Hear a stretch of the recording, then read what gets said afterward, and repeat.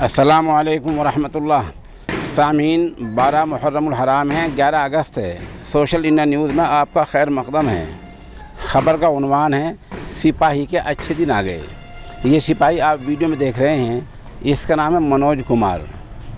ये काफ़ी दिन से पुलिस में पक रहे खाने को लेकर परेशान चल रहा है। इसका कहना है कि पुलिस में जो खाना मिल रहा है, जैसे कि वीडियो में दिखा रहा है, दाल है, रोटी है, चावल हैं, वो इस काबिल नहीं कि उसको कोई आदमी खा सके। पेट ख़राब हो जाता है, तकलीफ़ हो जाती है, सेहत ख़राब हो जाती है। सिपाही का कहना यह है कि मैं इस खाने को लेकर तंग आ चुका हूँ, बड़े बड़े अफसरान को तवज्जो दिला चुका हूँ, लेकिन कोई कार्रवाई नहीं होती। आज मजबूरी में मैं इस खाने को लेकर सड़क पर आया हूँ। मैं आज धरना दे रहा हूँ और लोगों की तवज्जो दिला रहा हूँ।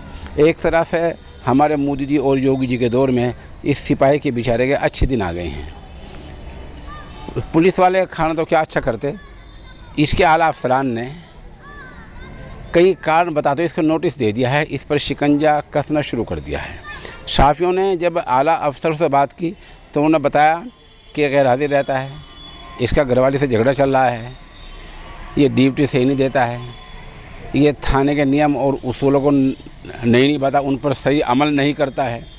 बहुत सारे कारण, बहुत सारी वजूहात पुलिस के आला अफसरान बता रहे हैं, लेकिन ये नहीं बता रहे हैं कि खाने के मयार को सुधारने के लिए वो क्या इक़दाम करेंगे। खाने के बारे में पुलिस अफसरान कोई जवाब नहीं दे रहे हैं। खाने के बारे में सब चुप हैं और दूसरी बातें इस सिपाही के बारे में सब कुछ बता रहे हैं, लेकिन जो इसकी बुनियादी शिकायत है उसके बारे में कोई पुलिस अफसर कुछ भी कहने को तैयार नहीं है। ये वो अच्छे दिन हैं जो सिपाही के आ गए हैं।